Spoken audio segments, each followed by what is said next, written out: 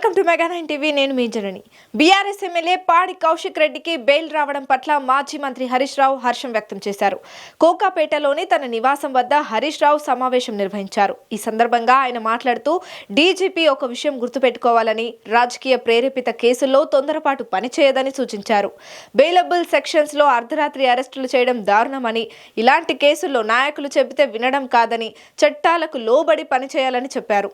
Bailable కేసులు అని తెలిసి రాత్రంతా కౌశిక్ రెడ్డిని ఇబ్బంది పెట్టారని, ఒక సంఘటన మీద ముగ్గురు వేర్వేరు ఫిర్యాదులు తీసుకొని కేసులు పెడతారా అని హరీష్ రావు ఆగ్రహం వ్యక్తం చేశారు.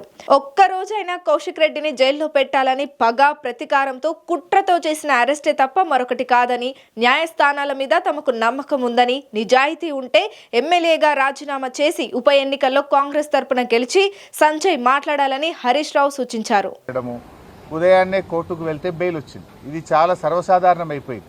అంటే ఇలా ఆలోచించాల్సిన అవసరం ఉంది. పోలీసులు కూడా ఈ రాజకీయ ప్రేరేపితమైన కేసుల్లో నాయకులు చెప్తే వినడం కాదు, చట్టానికి లోబడి పనిచేయాలి.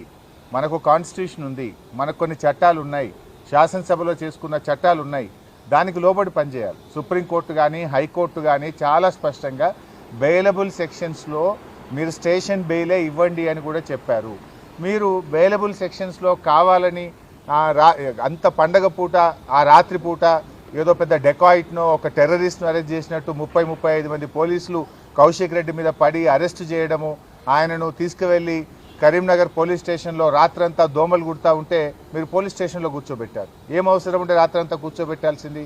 పండుగ తెల్లారి మీరు అంత కావాలంటే అరెస్ట్ చేయడానికి ఏమైనా ఇబ్బంది ఉన్నదా? ఏమైనా అడ్డంకులు ఉన్నాయా? ఆయన ఏమైనా పారిపోతాడా? ఆయన ఒక గౌరవ ప్రజాప్రతినిధి కదా.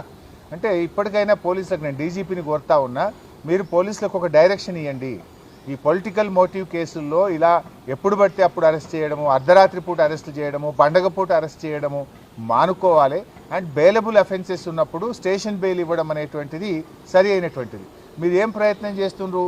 రేవంత్ రెడ్డి గారి ప్రభుత్వం కౌశిక్ మీద అక్రమ కేసులు బనాయిస్తూ 28 కేసులు ఉన్నాయి, ఇతని రిమాండ్కి పంపాల్సిందే అని మాట్లాడుతున్నారు. ఎవరు పెట్టింది 28 కేసులు?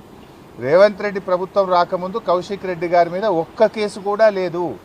ఈ కేసులన్నీ ఎప్పుడు పెట్టినారు? ప్రశ్నిస్తూ ఉన్నాడు కౌశిక్ రెడ్డి. ప్రజల పక్షాన, బీఆర్ఎస్ పార్టీ పక్షాన రేవంత్ రెడ్డి ప్రభుత్వాన్ని ప్రశ్నిస్తున్నాడు కనుక ఆయన మీద ఈరోజు మీరు అక్రమ కేసులు పెట్టారు. ఈ 28 కేసులు కూడా మీరు పెట్టినటువంటివే. నిన్న కూడా కరీంనగర్ కలెక్టర్ గారి ఆహ్వానం మేరకు ఆయన మీటింగ్కి వెళ్ళాడు. ఆయనేమి పిలువని పేరంటానికి పోలేదు, ఆయన మీటింగ్కి ఆహ్వానితుడు. ఆ మీటింగ్లో ఒక సభ్యుడిగా నువ్వు ఏ పార్టీ తరఫున మాట్లాడుతున్నావు అని అడిగాడు. ఇందులో తప్పేముందండి? ఒక కౌశిక్ రెడ్డే కాదు కదా, ఈ రాష్ట్ర ప్రజలందరూ కూడా అడుగుతూనే ఉంటారు. ఈ 10 మంది శాసనసభ్యులు పార్టీ మారిన ప్రతి ఒక్కరిని అడుగుతూనే ఉంటారు. ఇప్పుడు ఆ మీటింగ్లో సంజయ్ గారు నేను బీఆర్ఎస్ పార్టీ బట్టలు ఇప్పుతా అని మాట్లాడితే డెఫినెట్గా అడుగుతారు కదా, నువ్వు గెలిచిందే బీఆర్ఎస్ పార్టీ మీద, నువ్వు బీఆర్ఎస్ పార్టీ గుర్తు మీద, కారు గుర్తు మీద కేసీఆర్ గారు బొమ్మ పెట్టుకొని గెలిచి బీఆర్ఎస్ పార్టీ బట్టలు ఇప్పుతా అన్నప్పుడు నువ్వు ఏ పార్టీ తరఫున మాట్లాడుతున్నావు అని కౌశిక్ రెడ్డి అడగడంలో తప్పేముంది?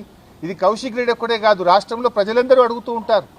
నిజంగా డెఫినెట్గా కౌశిక్ రెడ్డి ప్రశ్నించడంలో తప్పు లేదు. అంత మాత్రాన ప్రశ్నిస్తే 3 కేసులు పెట్టారా?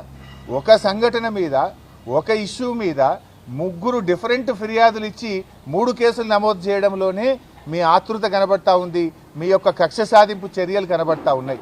ఒకే కేసులో 3 ఎఫ్ఐఆర్లు పెట్టి ఆ రాత్రిపూట అరెస్ట్ చేసి రాత్రంతా పోలీస్ స్టేషన్లో పెట్టడంలోనే ఇది కేవలం రేవంత్ రెడ్డి గారి ప్రోద్బలంతో, రాజకీయ ప్రేరేపితంగా, కుట్రతో ఒక్కరోజైనా కౌశిక్ రెడ్డిని జైల్లో పెట్టాలనేటువంటి ఒక పగ, ప్రతీకారంతో జరిగినటువంటి అరెస్టే తప్ప ఇంకోటి కాదు. ఇవాళ న్యాయస్థానాల మీద మాకు నమ్మకం ఉంది. న్యాయస్థానం కౌశిక్ రెడ్డి గారికి ఈరోజు బెయిల్ ఇవ్వడం చాలా సంతోషం. అర్ధరాత్రి పూట, పండగ పూట పోలీసులను కూడా ఇబ్బంది పెడుతున్నారు మీరు. పాపం పోలీసులు కూడా పండగ పూట కూడా వాళ్ళకి టెన్షన్లు పెట్టి పోలీసులను కూడా నిద్ర లేకుండా చేసి పోలీస్ వ్యవస్థను, మీ కింది స్థాయి పోలీస్ అధికారులను, ఉద్యోగులను కూడా మీరు ఇబ్బంది పెడతా ఉన్నారు. అంటే ఇది కేవలం ముఖ్యమంత్రి గారు చెప్పిందనో, ప్రభుత్వ పెద్దలు చెప్పిందనో ఈ రకంగా అరెస్టులు చేయడాన్ని మేము తీవ్రంగా ఖండిస్తూ ఉన్నాం. ఇవాళ ఇంకోటి, సంజయ్ గారు కూడా మరి కౌశిక్ రెడ్డి గారి మీద నెట్టారు కదా, మరి ఎందుకు సంజయ్ గారి మీద కేసు నమోదు చేయరు? సుమోటో ఒక్క కౌశిక్ రెడ్డి గారి మీద ఎందుకు కేసు నమోదు చేస్తున్నారు అంటే స్పష్టంగా మీ పక్షపాత వైఖరి, ధోరణి అనేటువంటిది ఇలా స్పష్టంగా కనబడుతుంది. రేవంత్ రెడ్డి గారి ఏడాది పాలన పగ, ప్రతీకారంతోనే ముడిపడి ఉన్నది. ఇలా పోలీసులు చేయాల్సిన పని, రేవంత్ రెడ్డి గారు చేయాల్సిన పని, లా అండ్ ఆర్డర్ను ఈ రాష్ట్రంలో మీరు పని చేయించండి. అసలు పోలీసులు తమ పని తాము చేసుకోకుండా ప్రతిరోజు ఏదో ఒక నాయకుడి మీద సోషల్ మీడియా యాక్టివిస్టుల మీద కేసులు పెట్టి అసలు లా అండ్ ఆర్డర్ గాలికి వదిలేసినారు. ఏం జరుగుతుంది రాష్ట్రంలో? 23% క్రైమ్ రేటు పెరిగింది. ఇవాళ హత్యలు పెరిగినాయి, అత్యాచారాలు పెరిగినాయి, కమ్యూనల్ రైట్స్ పెరిగినాయి, రాబరీస్ పెరిగినాయి, చైన్ స్నాచింగ్ పెరిగింది, మహిళల మీద అఘాయిత్యాలు పెరిగినాయి. రాష్ట్రంలో ఏ జిల్లాలో చూసినా 23% లా అండ్ ఆర్డర్ పెరిగి హైదరాబాద్ ఎల్లో జోన్లోకి పోయింది.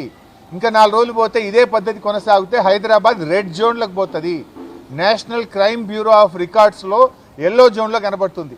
విదేశాల వాళ్ళు కానీ ఇతర రాష్ట్రాల వాళ్ళు కానీ ఒక రాష్ట్రంలో పెట్టుబడులు పెట్టాలన్నప్పుడు గూగుల్ ఓపెన్ చేసి నేషనల్ క్రైమ్ రికార్డ్ బ్యూరోలో చూస్తారు ఈ రాష్ట్రంలో క్రైమ్ రేట్ ఎంత ఉంది, ఇది గ్రీన్ జోన్లో ఉందా ఎల్లో జోన్లో ఉందా అని చూస్తారు.